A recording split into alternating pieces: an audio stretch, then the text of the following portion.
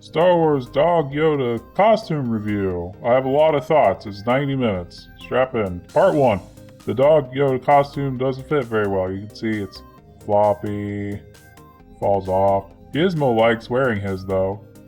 Part 2. The new Star Wars movie is pro-brain damage propaganda.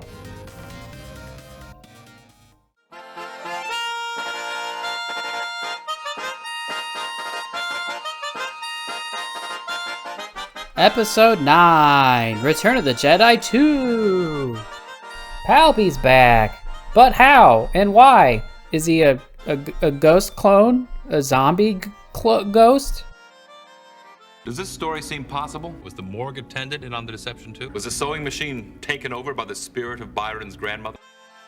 Who needs to know? Just turn your Brian off and have fun. I think that's supposed to say brain. Telling the audience those details would be boring exposition. What are you gonna do anyway? Write like a paragraph on the screen? How boring. I'm actually a little bit surprised they haven't started putting ships flying through and explosions in the title crawl. You know you want to, Disney. What does it matter anyway how he died and came back? Cut to the end of the movie where everyone is celebrating that he's definitely dead this time and for sure, like really dead. And we know that because... What a great way to reveal a twist. In the title crawl and on Fortnite. You'd think Mr. Mystery Box would have actually found a way to make this interesting. A mystery planet in a mystery realm with a mystery villain in the shadows who's been pulling the strings this whole time. They could have tracked down clues, learned about force powers, something that comes up later, found Sith sacred texts. Wookiees have 6 boobs. Explored a Sith planet, found the Sith library, asked the librarian, and then twist! It's Palpatine! Or you could use Fortnite in the title crawl. Or you know what, you could go to Burning Man. Remember Lando? Dark science. Cloning. Secrets only the Sith knew. Dark science. Cloning. Secrets only the Sith knew. Dark science. Cloning. Secrets only the Sith knew. We've decoded the intel from the First Order spy, and it confirms the worst. Somehow Palpatine returned. The title crawl says Palpy broadcast a message saying he's back. And then they had a spy, and they had a fun chase to get the spy's message. And the spy's message is that Palpy's back. Oh. Okay. Light speed skipping! How do you know how to do that? Yes, how do you know how to do that thing that you guys just invented that was never Used in any of the previous films, it would have been really super useful, How but do you know how to do that? you know how How do you to. know how to do that? How? How do you know how to do that? Also, the TIE fighters do it too. Why? Somehow. Hey, you know who'd make a really good spy? A ghost. Do you know any? Might have come in handy if some of the ghosts they know had told them that Palpatine's still alive, or that there's a Sith planet and where to find it. I guess they didn't care. I mean, Luke wasn't like searching for it or anything. Luke Skywalker came here to find one. I guess they only pop into the story when they need a Jedi Bible barbecue. And in the end, Rey Skywalker. Okay, but why? Why not Rey Organa? She was closer to Leia anyway. She trained her a whole lot. Rey Skywalker.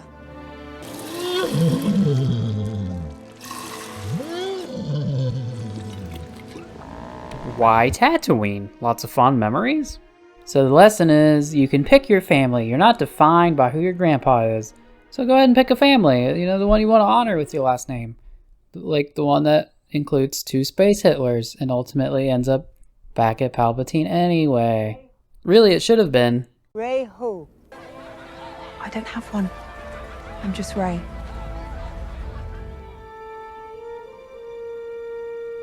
I guess the title wouldn't make sense though, but fuck this title, this is a stupid fucking title. Fuck Star Wars titles, they're all interchangeable. Here, watch this. Star Wars, Episode 9, The Phantom Menace. Because Palpatine has been a menace in the background and a ghost phantom something. Somehow Attack of the Clones. Palpy is a clone maybe? Snoke was a clone? Revenge of the Sith. I like it. A New Hope. The resolution of the entire saga is this wave of hope that comes across the entire galaxy, and the randos show up to fight. we sent out a call for help at the Battle of Crate. Nobody came. The Empire strikes back.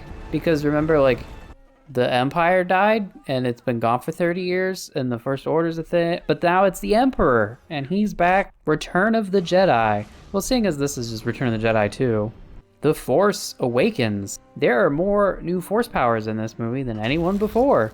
The Force Dyad, Palpatine can, like, make spaceships. The Last Jedi, because that's Rey, she's the Last Jedi. And finally, Episode 9, The Rise of Skywalker. Because Luke is dead, and Rey is a Palpatine. Therefore, Rise of Skywalker. This is the worst fitting title of the 9. You could give it any of the other 8. They would fit better.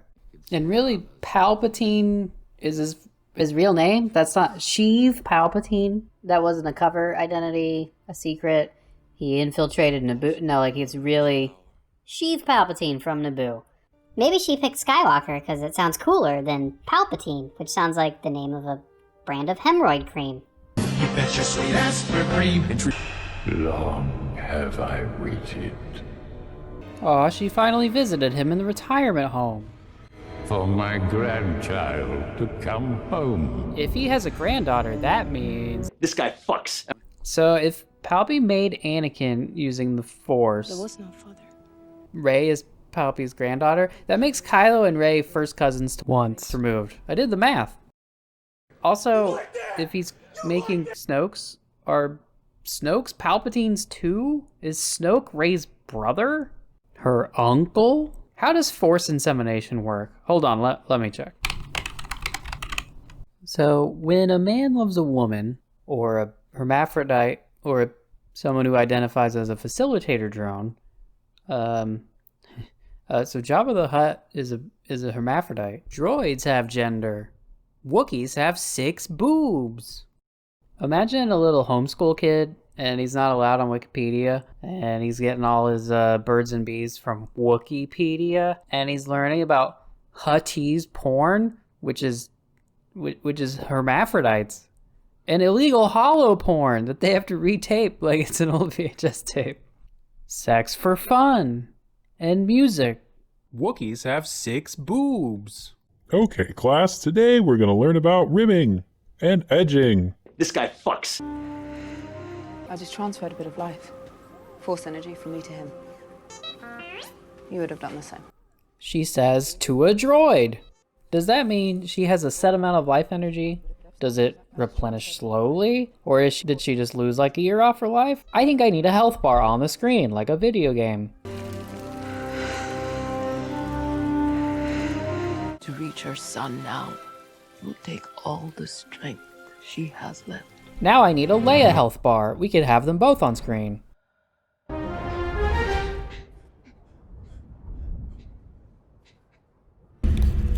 dyad in the Force. Wait, didn't Snoke say...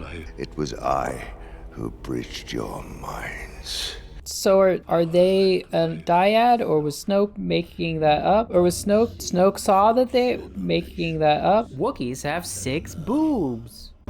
The power of 2 restores the 1.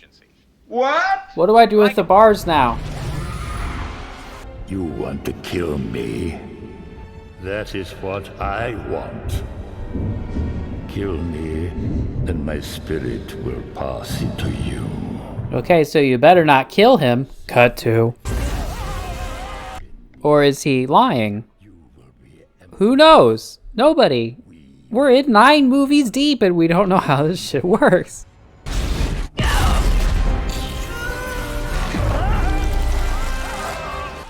Why does that work?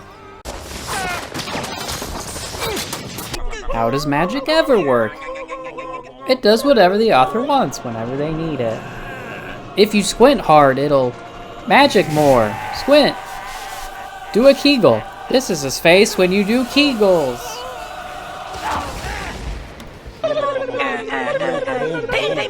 What are the rules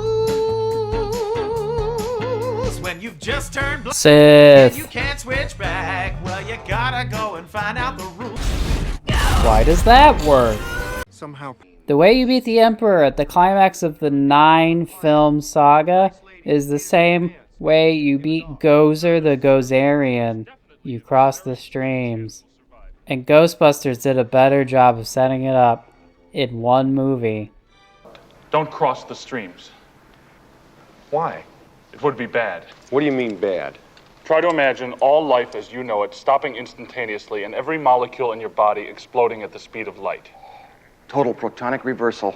All right, that's bad. Okay. All right, important safety tip. Thanks. We'll cross the streams. Excuse me, Egon. You said crossing the streams was bad. Cross the stream. See, it's called setup and payoff.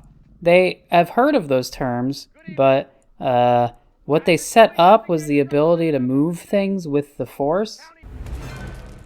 So you can teleport the second lightsaber, but they didn't actually set up what another lightsaber does. That ought to do it. Thanks very much, Ray. Are you a god? No. Then We'll cross the streams. Excuse me, Egon. You said crossing the streams was bad. Cross the streams.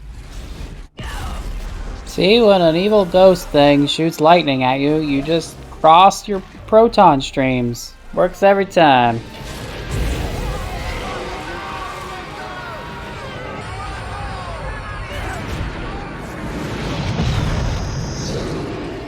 So now her life bar is depleted, so he gives it to her, and now he dies. Can't she give some back? And is it not allowed? Is it inefficient to transfer back and forth? Why doesn't she even try to bring him back to life now? None of this makes sense. I need a calculator. Shut up, space horses! Grandpa's back, and he's got 1,000 Death Stars. Wait. It's 1,080, sorry. So he sets off on his murderous rampage, blowing up planets, delivering one-liners, hamming it up, and revealing to the galaxy the scope of his power.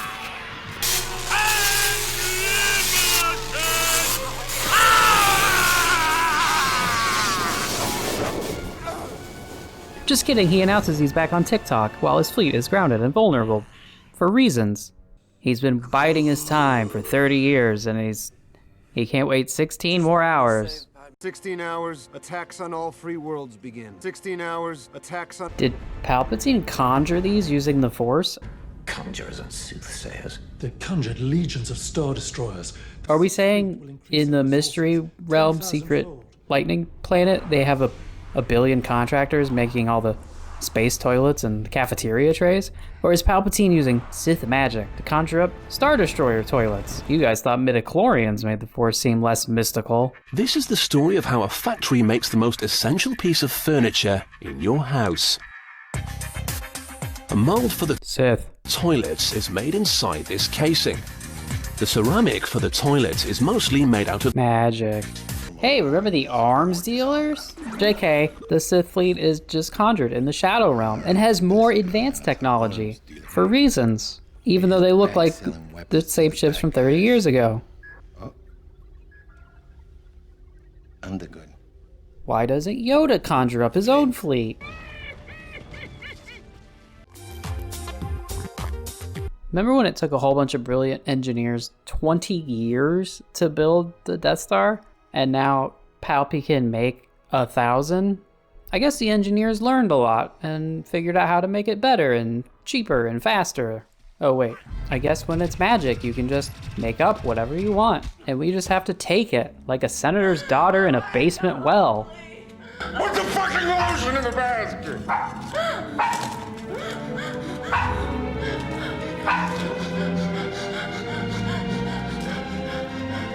Oh hey look, Palpy's been here. The toilet is still brittle, so in the final stage it's baked in a kiln. And this is one seriously magical kiln. Remember in Return of the Jedi when the second Death Star was a trap? That it actually was operational? I'm here to put you back on schedule. How come Vader and the Emperor show up to motivate the workers? Isn't it already working? That's part of the trap. Are all the movies this fucking sloppy? This scene exists to lie to the audience. Situation. But he asked the impossible. Cut to 2 days later.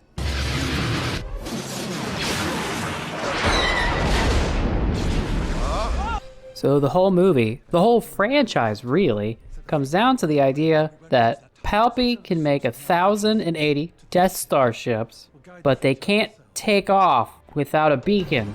and he only made one. He couldn't make more than that, I guess, because magic. Or he could have just waited another 16 hours to send his galactic voicemail. But hey, it's a crazy mystery planet with weird lightning and things, so it makes sense it would be hard to navigate. Cut to the end of the movie where all the randos do it, no problem.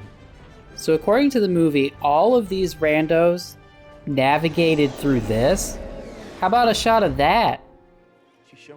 The Empire can't handle small fighters, even though they have 1,080 giant ships. Oh, because they can't fire. Let's get to their altitude. They can't fire on us without hitting each other. How come the Empire still acts like they're building a navy to fight the Battle of Jutland? They haven't learned small fighters are a problem? Maybe if they had TIE fighters, checks Wikipedia, that 1,080 destroyers have 77,760 TIE fighters. I wonder if they deployed them, if that would do the trick. XY Stan, so like a male simp. They're like literally fanboy destroyers. Hey, you think 77,000 TIE fighters could have stopped the space horses? Or they could have just rolled the ship. This script isn't worth a hill of beans. So the ships that are from this weird planet can't fly up, and they can't turn their shields on, and they need a beacon, and they only made one. Meanwhile, the good guys can just fly in and out of the Shadow Realm lightning place with no problem because Rey flew there once.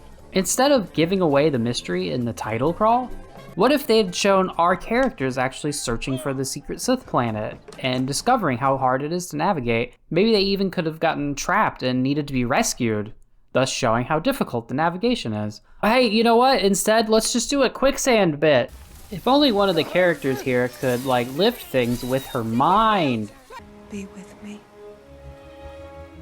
Maybe force powers don't work on sand?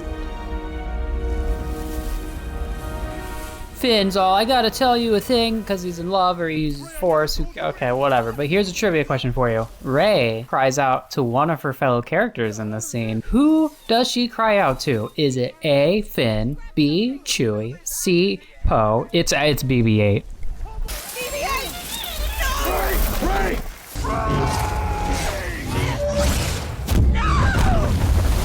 This is called the Nice Guy Hover Hand.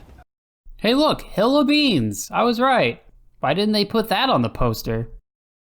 So then they fall through the quicksand into a cave. How come the sand doesn't also fall into the cave? How does quicksand work? I guess because it's made out of beans, it's different because it is constipated. Wait, is it that it's diarrhea sand and it spits them out? If the answer's in one of those Star Wars books, please write me and tell me if it's diarrhea black bean sand. I have a bad case of diarrhea. I have a bad case of diarrhea. I have a bad case of diarrhea. When the good guys discover the existence of the super mega massive fleet in the uncharted unknown region of the galaxy on a super secret Sith planet, and they have to track down multiple MacGuffins to even know how to find, they immediately know intricate details of how the massive fleet works. They can't activate their shields until they leave atmosphere. Which isn't easy on Exegol. Ships that size need help taking off. Nav can't tell which way's up out there. So how do the ships take off? They use a signal from a navigation tower like this one. Except they won't. How do you know that? This is like Columbus arrives in the New World and the Aztecs look out and see him and are like, we better murder him before he gives us all smallpox. Hey, there's an idea. Instead of another giant super weapon, you could have something different, like a biological weapon. Sithfulness. This guy fucks.